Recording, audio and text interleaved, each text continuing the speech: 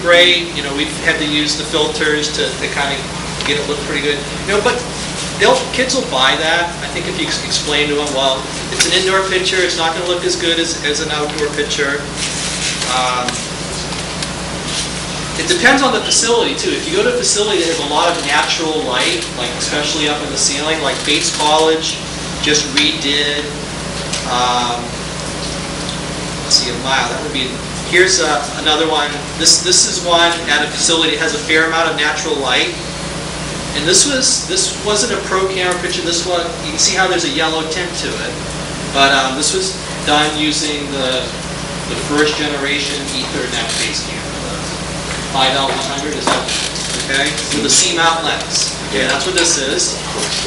So it's a pretty decent picture that I think we could have sold this picture. I think, even though it has a little bit of a color tint to it. Here's. Let's see. This is a picture at a different facility taken using the Pro camera. Okay? Using the phase light compensation. Not bad. Probably could have sold it, but not great. Cross country, we haven't sold any pictures cross country.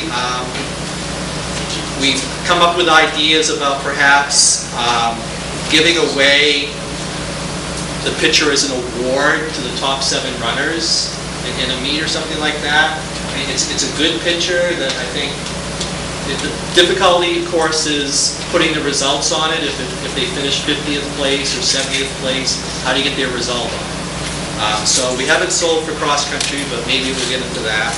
But again, most of our meets are outdoor meets. So what I'm going to do is I'm going to print a picture for you. Just kind of show you how it's done. I don't know if I like that. So this is a hurdle picture, 300-meter hurdle picture. Let's do like a dash, something like that. So you can see we've got that tape on the line. We've got that whiteboard in the background. It's a pretty good image. It's pretty clear. This is not the Pro camera. This is the 5L200, the light-sensitive Ethernet camera. This was from what state meet was this? This was at Holy Brooks. Yeah. Class A 3 years ago. Yeah. So this is what you do. You've got your image up here. Basically, you're cropping around the image like this. You want to leave a little bit in front of the runner and a little bit below the runners, you know, to all sides, top, bottom, left, right. Let's see, 1, 2, 3, 4, 5. While he's doing this, the parent, or who's ever purchasing the picture, is standing right here looking. Okay? We're not trying to deceive them. We're not trying to give them something that they don't know they're getting. They're looking right at the picture. They see it exactly. You know, and we get a lot of questions like, what happened there? You know? And so one of the things we train our kids, you got to explain why things are out of proportion and why things, you know, feet are this big. And, you know, people accept it once you explain it to them what's going on. Why the picture is the way. It's what makes the picture unique. Okay, so here's the print screen. We want to show the results. So the important things, we just keep the default settings, zoom 1, dots per inch 300. Lane bars, you print those on the left or the right, we don't really do that. Print results, we usually have it on. And we just, if I'm printing you know, a picture with all 6 runners in it, I'll include all the results. Even if they're buying the picture of the kid last, you know, I say, you know, you might as well get everybody in the race. If it's 8 people or fewer or 6 people or fewer, you might as well get everybody in the race. So we'll put 6 results. Click on OK. Just the preferences. We've got, this is it's just Epson presentation paper. It's not photo paper. It's just high quality inkjet paper. You know, like $15 for a box of 100 sheets. So print quality, I don't even go high. I go standard. I really can't tell the difference between the high and the standard. I'm going to print this. Did I print this one portrait or landscape? You can choose it either way. You know, portraits like this, landscapes like this. I'm going to put this one portrait because it doesn't have a lot of kids in it. And somebody have a stopwatch so you can time how long the picture takes. Ready to go. Oh, I wasn't ready. Ready, set, Go. Printer's offline, don't start it yet. That was a false start. Recall. Oh, you gotta plug it in. You gotta have a sensor in your hand before you shoot the gun.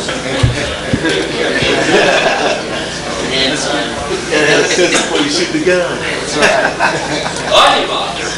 Just a second.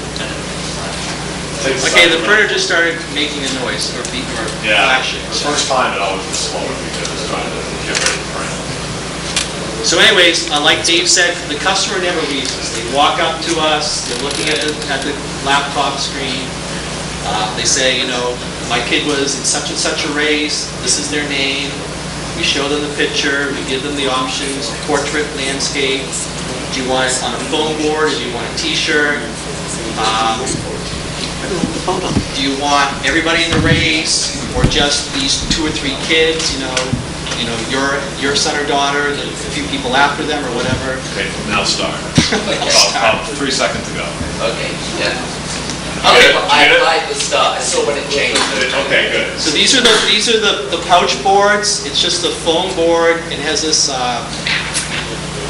the covering on it. Which is why you don't really need glossy paper, because that's glossy. So you don't need to put a glossy paper inside the board. Do you want splits on this? If you could, please. So the laminator takes maybe, I don't know, 20 minutes to warm up.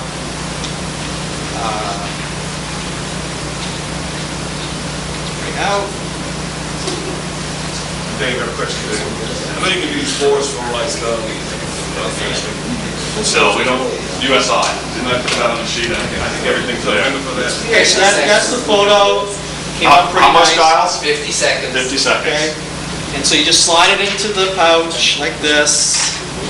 Make sure it's centered. Okay. And then you put it in this little sleeve thing with the full. You can time this too, John. Away from you. Should be about 1:05. All right. And then you just feed it into the laminator and it comes out the other side. I just want to work out what your hourly rate is on the basis if you had these going through constantly, because you're printing the next one now. Yeah, the person would be printing the next one. The next parent would be here. Yep. And going. Put the time in to find the race. What's the most pictures you've ever sold at a meet? Say it again? The most pictures you've ever sold at a meet? I think that one we did 196. Well, the National Masters, we've done a lot. We've probably done more at National Masters, actually, in the 200s.